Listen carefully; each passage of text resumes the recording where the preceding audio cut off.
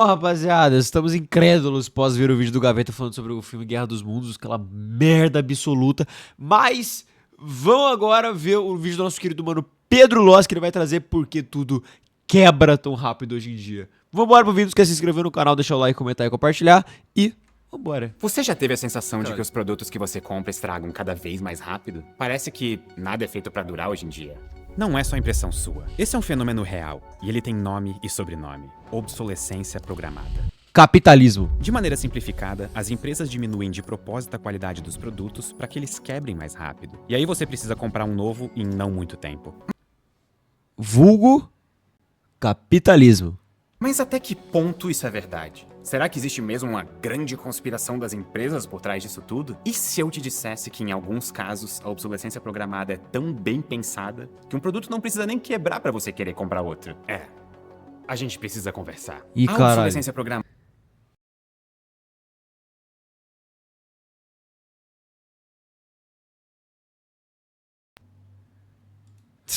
Tá travando essa merda aqui, rapaziada. Foi mal, pera aí, vambora. é de fato um fenômeno real. Existem sim alguns casos históricos em que algumas empresas realmente fizeram produtos mais frágeis com a intenção de quebrar. Um dos primeiros casos que entraram para a história aconteceu nos Estados Unidos na década de 1920. Os carros já eram bem comuns, mas eles duravam tanto que quase ninguém comprava modelos novos. Para o cliente isso era muito bom, mas para as empresas automotivas era um grande problema. Foi aí que o então presidente da General Motors, Alfred Sloan Jr., decidiu relançar anualmente os carros que já existiam. Só que em novas versões que vinham com pequenas diferenças. Talvez uma pequena mudança no farol ou em algum detalhe na parte de trás do carro, mas nada muito relevante. Mais do que as mudanças em si, o importante agora não eram os veículos, e sim o marketing. A marca apelava à persuasão para fazer com que os motoristas sentissem a necessidade de trocar de automóvel para não ficarem desatualizados. A ideia Foi deu mal, tão família, foi certo mal. que as Minha empresas culpa. concorrentes decidiram imitar. Minha Não culpa. era uma questão de escolha, e sim de sobrevivência. Se a Ford, por exemplo, não tivesse adotado esse modelo, provavelmente teria ido à falência e acabado. No início dos anos 1930, houve até uma proposta para transformar a obsolescência programada em lei como forma de aquecer a economia. A justificativa era que revender versões supostamente melhoradas dos mesmos produtos para a mesma população impediria que a indústria americana estagnasse no começo do século XX. E aqui é bom a gente entender um ponto de vista importante. A situação econômica dos Estados Unidos não estava muito boa. Se as pessoas deixassem de consumir, as fábricas parariam de produzir. E sem produção, o lucro cairia, o que obrigaria as empresas a demitirem funcionários. Mas sem emprego, os funcionários, que também são os consumidores, não teriam dinheiro para comprar os produtos. Aí E é a um partir ciclo daqui de é fácil merda. de ver como o ciclo se repete. Ciclo de Foi por merda. causa desse raciocínio que incentivar o consumo por meio da obsolescência programada virou até pauta política. Campanhas contra a compra de produtos reutilizados, assim como propagandas para incentivar o consumo de itens da moda, explorando uma versão meio antiga daquele medo de ficar de fora, eram bem comuns. Mas com a Grande Depressão que atingiu os Estados Unidos em 1929, Mano, a peraí, deixa eu trocar o lugar da câmera. pró-obsolescência programada perdeu apoio popular. A ideia ainda era perfeita do ponto de vista da indústria e dos empresários. Mas com uma população desempregada e uma forte crise econômica, reutilizar e estender ao máximo a vida útil dos produtos para economizar dinheiro virou uma preocupação central da maior parte das famílias americanas. E essa foi uma mudança profunda de perspectiva. E além disso, a percepção de que consumir demais era no mínimo arriscado também criou uma geração de economistas bem mais críticos à ideia de encurtar a validade de bens de consumo. E a principal crítica girava em torno do desperdício, já que, para comprar algo novo, algo velho teria que ser Tem que descartado. ser descartado. E aí, a gente entra também num ciclo de merdas, né? Um ciclo de merdas. Merda atrás de merda. É cagada atrás de cagada. Bosta atrás de bosta. Defecação atrás de defecação. Por quê? Porque assim, ó. É esse tem, né? Obsolescência programada. Você tem, por exemplo, seu celular. Pensa no celular. Seu cell phone. Seu celular, ó. Seu celular aqui, seu celular. Você pega seu celular. Ele fica uma bosta em um ano. Você tem que trocar ele. Você tem que jogar esse celular fora. E esse celular, ele vai gerar lixo. E imagina o celular de todo mundo sendo jogado fora pra ser trocado todo ano. Gera lixo. Lixo gera o quê? Responda aí em casa. Mais lixo. Vambora. Mano, vai gerando lixo. E aí começa a superlotação de lixo, né? Como temos em todos os lugares do mundo. Brasil, lotado de lixo. Estados Unidos, lotado de lixo. Não tem mais pra onde jogar lixo. Tá ligado? Poluição. Obrigado, Matizeiro. Eu esqueci a palavra. Você me lembrou. Eu tava rodando porque eu esqueci a palavra. Poluição. Mais lixo, gera poluição, gera aquecimento global e fudeu a porra toda. Vamos morrer por causa desta merda, entendeu? O capitalismo gera isso, mano. Morra, Em capitalismo. um mundo que ainda se recuperava das cicatrizes de uma crise econômica, gerar tanto lixo era visto como um grande desperdício de recursos valiosos. Por que desperdiçar esses recursos sendo que a prioridade deveria ser o reaproveitamento? Mas isso não quer dizer que as empresas tenham abandonado a ideia de obsolescência programada. Muito pelo contrário. pelo o contrário. exemplo mais emblemático disso vem de Genebra, na Suíça. Foi lá que representantes de 4 empresas do setor elétrico tiveram a brilhante ideia de formar o Cartel das Lâmpadas. Legal. Só que a estratégia desse cartel era diferente da usual, que geralmente consiste em um grupo de empresas concordarem em aumentarem os preços. O foco do Cartel das Lâmpadas era sabotar a qualidade dos próprios produtos. A ideia desse cartel surgiu porque a lâmpada de filamento incandescente durava muito tempo quando foi inventada. Ela passava tranquilamente das 2.500 horas acesa de maneira ininterrupta. E aí os fabricantes perceberam que, se as lâmpadas durassem demais, elas iriam vender de menos. E por isso eles fizeram o seguinte acordo: todos deveriam produzir lâmpadas que funcionassem por, no máximo, 1.000 horas. Menos da metade do tempo. Com o novo padrão, os consumidores tiveram que comprar lâmpadas novas com mais frequência. Eu sei que parece até teoria da conspiração, mas não é o caso aqui. Inclusive, existe um documentário que conta mais detalhes dessa história, e ele se chama justamente A Conspiração da Lâmpada. Mas também pode ser encontrado no Brasil com o nome Comprar, Jogar Fora, Comprar. Da mesma forma, quando os rádios FM portáteis começaram a se popularizar depois da Segunda Guerra Mundial, os aparelhos vinham com peças feitas para queimar dentro de 3 anos. Dessa forma, as fabricantes continuariam vendendo rádios de novo e de novo e de novo. Aqui você provavelmente já bateu o martelo e tem certeza de que a obsolescência programada explica totalmente por que... Ah, e outra coisa que eu pensei agora. Tipo assim, pensa. Você quer uma parte do seu celular, você fala assim, vou consertar. Geralmente o conserto do seu celular ele vai ser muito mais caro do que comprar um celular novo. Então, tipo assim, tudo é pensado pra que você consuma mais, pra que você compre mais, pra que você, tipo assim, tá ligado? Compra mais, consuma mais. Porque hoje você quebra até do celular, você, sei lá, alguma coisa, dá alguma bosta no celular. O preço é quase de um celular novo, tá ligado? Então, tipo, a galera vai olhar e vai falar assim, puta, o preço é quase de um celular novo. Vou comprar um celular novo, foda-se, tá ligado? Tipo assim, pra mim é tudo essa conspiração, foda-se. os seus eletrônicos irem dando defeito. Só tem um porém. Esses casos que eu citei são praticamente os únicos exemplos de obsolescência programada praticada de forma mal intencionada. Se nos anos 20, 30 e 40 a ideia de obsolescência programada era abertamente defendida, na segunda metade do século a ideia saiu de moda, pelo menos de forma explícita. E isso se explica por algumas razões. Primeiro, a tendência de globalização que aproximou os diferentes cantos do mundo permitiu que empresas dos Estados Unidos acessassem novos mercados consumidores. E segundo, avanços tecnológicos levam a um ciclo genuíno de obsolescência tecnológica, no qual produtos mais novos e mais capazes naturalmente substituem itens com menos tecnologia. Havia tanto espaço para novos produtos serem desenvolvidos e tantos novos mercados à disposição que não era mais tão necessários a táticas de obsolescência para renovar sua base consumidora. Para falar a verdade, tinha uma grande exceção, e eu vou citar ela daqui a pouco. Mas no geral, ao contrário da crença popular, nós não temos evidências de obsolescência programada intencional na maior parte dos produtos modernos. Mas isso não quer dizer que a sua percepção do mundo esteja enganada. Porque nós temos evidências de que a durabilidade dos produtos está de fato diminuindo. Por exemplo, o custo de vida anual na Alemanha subiu em torno de 1.000 euros entre 2004 e 2012, graças ao fato de que os produtos passaram a estragar mais rápido. Mas aqui nós precisamos ter um certo cuidado. Porque é fácil de concluir que toda redução na durabilidade é fruto de obsolescência intencional, o que talvez não seja o caso. Lembram que eu falei que nem sempre a obsolescência programada é tão óbvia? Um dos melhores modelos de negócios para uma empresa não é vender, e sim alugar algo. Todo mundo que usa software de edição de vídeo sabe disso. E se você se sente inspirado pelos vídeos do canal e quer aprender mais sobre edição e os softwares que a gente usa, a Alura é o lugar certo. Lá você encontra os cursos mais diversos no Premiere, abordando temas como Color Grading, VFX, programação básica e até inteligência artificial e simulações. Tudo online, no seu ritmo e com apenas uma matrícula. E você ainda participa da comunidade do Discord que conta com mais de 120 mil pessoas. O link com 15% de desconto está aqui na descrição e no comentário fixado. E agora sim, deixa eu explicar o que eu quis dizer com empresas que alugam produtos. Quando você aluga um produto, você fica casado com a empresa que está fornecendo o serviço. Nesse caso, mudar para uma concorrente fica mais difícil. Além disso, quando você aluga ou assina um produto, a empresa garante uma quantidade de renda pelo futuro próximo.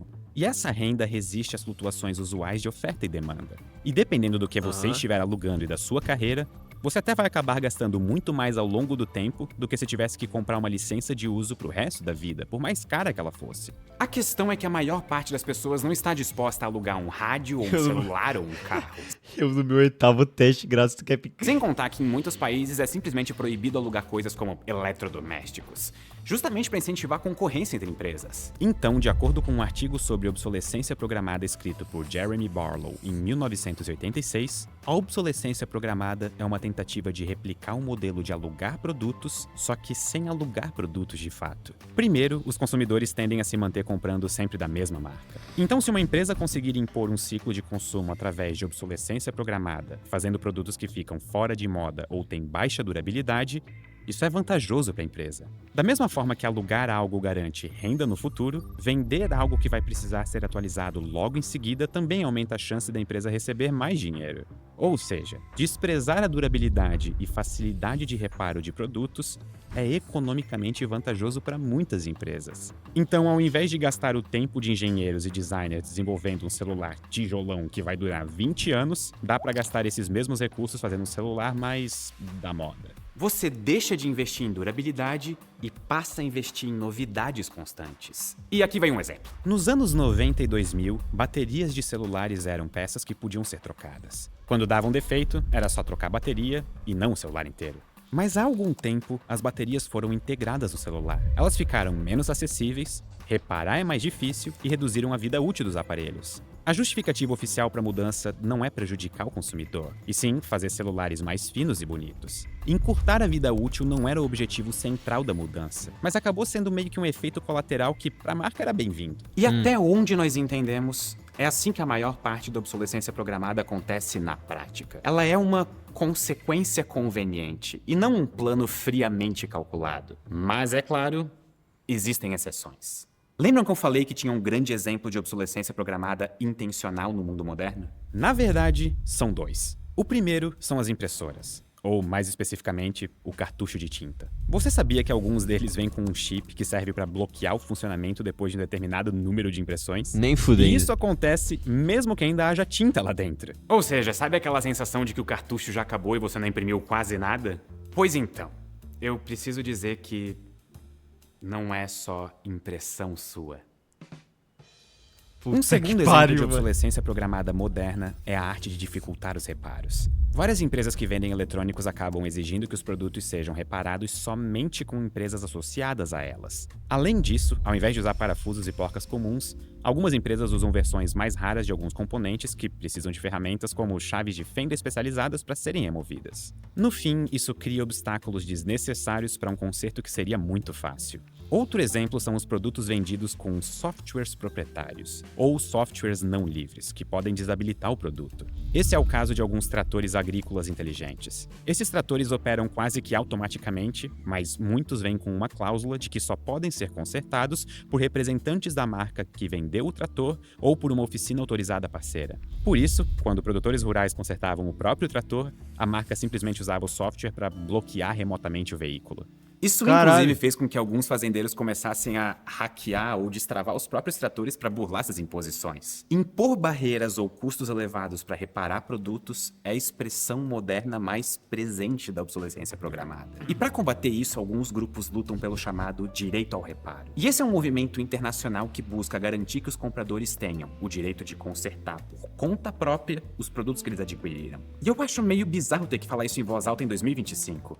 Isso deveria ser meio que o padrão. Ou seja, a ideia é garantir que os consumidores tenham acesso livre às peças, às ferramentas e às instruções necessárias para consertar bens, tirando esse monopólio das mãos dos fabricantes.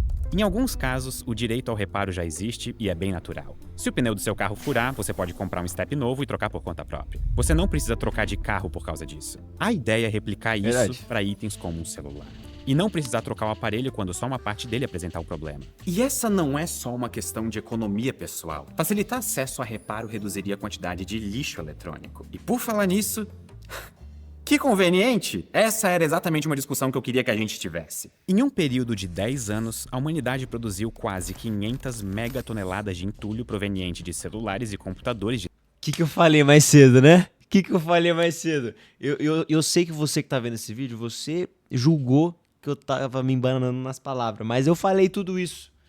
Eu falei tudo isso. Descartados. Vem Só comigo. que menos de 1/5 desse montante foi reciclado. Ou seja, na última década, a humanidade jogou fora uma pilha de celulares velhos que, somados, chegam ao tamanho dos maiores navios cargueiros do mundo. Para piorar, o lixo eletrônico não é um lixo seguro. As baterias presentes nos eletrônicos contêm metais pesados e outras toxinas que são transportadas pelo ar, além de materiais que podem causar câncer. Lixo eletrônico é uma poluição séria que pode contaminar água, solo, o ar, além de causar sérias consequências à saúde dos humanos. E aqui eu preciso parar um vídeo um pouco, porque eu e minha equipe já estamos trabalhando nesse roteiro há alguns meses. E esse trecho aqui é tipo a 5ª versão dele. E eu digo isso porque até hoje eu fiquei com uma impressão de que faltava alguma coisa. De que havia alguma pergunta que não estava sendo respondida nas discussões sobre obsolescência. E aí, finalmente, veio um estalo. Por que a obsolescência acontece? Por que não pega super mal fazer coisas que estragam tão rápido? E a resposta é que a obsolescência programada não é um problema em si. Eu te respondo por quê. Porque estamos vivendo em um sistema capitalista em que as pessoas não têm o senso crítico de realizar que estamos sendo enganados. Tá bom? Tá bom? Hã? Pega essa. Falei, tá? Hablei. Aqui eu hablei. Mas sim um sintoma. Criar uma quantidade absurda de... Mas como reparar um produto se não saber? Não, mas, ô Fê, mas justamente o ponto do direito ao reparo é as pessoas, tipo, as empresas darem as instruções de como reparar. Por exemplo, você quebra seu celular, aí, vamos, sei lá, foi a Samsung. A Samsung fala assim, olha, você pode comprar as peças para reparar, aqui está a instrução de como reparar, repare em casa, tá ligado? Esse é um direito ao reparo, você pode chegar em casa, pegar a instrução de como reparar, pegar a peça e reparar você mesmo, e fazer você mesmo. Mas isso não pode, né? Lixo, infelizmente, é completamente normal na sociedade moderna porque a nossa cultura depende de desperdício. E esse é o verdadeiro cerne nessa discussão. Nós aprendemos a viver em um mundo em que desperdiçar é algo normal e não choca quase ninguém. Então, se nós quisermos entender de verdade a obsolescência programada, nós precisamos entender como que a humanidade aprendeu a jogar coisas fora da maneira errada. Capitalismo. Porque o capitalismo, ele sempre tá aqui, ó, querendo consumo, querendo mais consumo, querendo outros tipos de consumo, querendo mais consumo, querendo consumo o tempo todo. Eita, como consome! Entendeu? Esse é o planeta que vivemos. Por isso, a resposta tá na sua cara! O que eu vou falar parece estranho hoje em dia. Mas jogar coisas no lixo é meio que uma novidade na história da humanidade. Pelo menos nas escalas em que nós fazemos isso. Se a origem da obsolescência programada está no início do século XX, a ideia de descarte surgiu um pouco antes, no final do século XIX. Considerando uma família de operários de fábrica do centro de uma cidade no fim dos anos 1800, a maior parte dos alimentos que eles comiam vinham de mercados, e não diretamente do campo. E diferente de hoje, os produtos vendidos nesses mercados não vinham em embalagens. Em geral, a comida era vendida por peso, e as pessoas consumiam praticamente tudo que era comprado. Os consumidores nem tinham ideia das marcas dos produtos que eles compravam. Quem sabia a procedência eram os comerciantes que tinham que decidir de quais produtores eles iam encomendar os produtos que depois eles iriam vender. Inclusive, você já parou para notar o tanto de coisas que você é obrigado a trazer do mercado, além dos produtos que você quer? Todo item vem em caixas ou embalagens, só que tudo que vem ao redor do item consumido vira lixo. E a ideia de vender produtos embalados começou justamente quando a produção e o comércio nas cidades começaram a estagnar. No fim do século XIX, havia mais oferta do que compradores. E o desafio era encontrar formas criativas de continuar vendendo essa superprodução. E uma das ideias foi embalar produtos em invólucros reconhecíveis, de forma que o consumidor pudesse escolher comprar a sua marca ao invés da concorrência. Ou seja, já que não tinham novos consumidores surgindo, o objetivo era roubar os consumidores que compravam com os concorrentes, ou, pelo menos, fidelizar uma base de clientes. A consequência disso é que o produto passou a ser vendido com uma embalagem decorada que informava quem era o produtor e que depois não servia para mais nada, a não ser para ser descartada. E hoje, basicamente, Tudo que você compra vem embalado em alguma coisa que vai pro lixo imediatamente depois de abrir o produto. Mas essa é só a metade da origem da cultura do descarte que nós praticamos hoje. Na real, por exemplo, as coisas do meu PC, eu tenho uma caixa de tudo, porque se eu precisar um dia guardar, se eu precisar um dia, tipo, por exemplo, levar, eu tenho a caixa e eu pego, eu boto na caixa, por exemplo, meu PC, eu tenho a caixa do meu PC, tenho a caixa do monitor, tenho a caixa do meu microfone, tenho a caixa, só a caixa do meu PlayStation que eu não tenho. Mas enfim, eu tenho a caixa de tudo. Tenho a caixa de tudo, porque se eu precisar levar, se eu precisar guardar, se eu precisar vender, entendeu? Eu tenho tudo. Porque além de descartar embalagens, nós aprendemos a descartar produtos inteiros. Ou melhor, fazer produtos que intencionalmente seriam descartados. O melhor exemplo disso são as lâminas de barbear. Na virada do século XIX para o XX, uma lâmina de qualidade que podia ser usada durante uma vida inteira era um produto profissional caro. Para a maior parte das pessoas, não fazia sentido ter uma lâmina de barbear de extrema qualidade só para fazer a própria barba. E mesmo as lâminas de menor qualidade não eram exatamente acessíveis, e também perdiam o fio muito rápido. Foi para remediar isso que o empresário King Gillette desenvolveu as primeiras lâminas de barbear descartáveis. Uma lâmina super fina que era usada para na sequência ser jogada fora. Mas mesmo descartável, o baixo custo tornava a lâmina do Gillette bem mais atraente do que as outras. Da mesma forma, um relógio de qualidade que duraria a vida toda custava muito caro. Na época o valor girava... E aí hoje, eu faço barba com navalha, né? Eu faço barba com navalha. Inclusive minha barba está crescendo, preciso fazê-la já. Eu faço barba com navalha. E, cara, é caro pra caralho. E, tipo assim, dura, velho. Você faz uma barba uma vez, ela sai, ó, clean, limpa. Você faz uma vez, ó, toc. Primeira vez com a lâmina, top. Segunda vez, top. Terceira vez, foi. Mano, você vai fazer a quarta vez. Você vai fazer a quarta vez a barba com a mesma lâmina.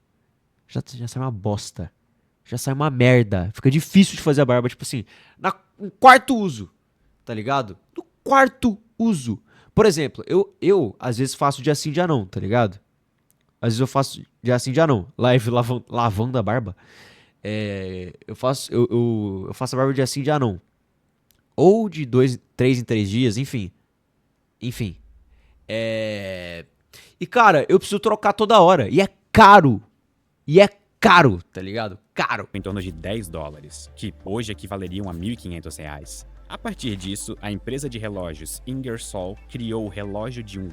Um relógio barato, mas que costumava quebrar dentro de uns poucos anos. A questão é que uma boa parte da população nunca teria $10 ao mesmo tempo para comprar um relógio bom. Mas era possível consumir a versão mais barata e de pior qualidade. Qualquer coisa era só jogar fora e comprar um novo quando aquele estragasse. E aqui tá a origem da cultura moderna do descarte. Se por um lado ela foi criada para fidelizar os seus clientes, por outro, ela também surgiu para facilitar acesso a produtos importantes, mesmo que para isso fosse necessário abrir mão da qualidade. O meu incômodo com a ideia de obsolescência programada é que às vezes ela vira uma questão pejorativa quase conspiratória, como se existisse um plano malicioso para justificar por que as coisas são como elas são. Mas olhando para a história do lixo e da cultura do descarte, nós vemos que a obsolescência programada, na verdade, é um sintoma de um problema que surgiu a partir de problemas econômicos genuínos. A realidade é que as escolhas que hoje são problemáticas já fizeram muito sentido em outros contextos. E por isso que elas se tornaram hábitos. Só que hábitos podem e devem ser mudados quando deixam de fazer sentido. O problema é que é muito difícil. Se eu pudesse escolher uma frase ou uma ideia desse vídeo que eu acho que é a mais importante, que eu vou levar sempre comigo, seria a ideia de que um dia nós aprendemos a jogar coisas fora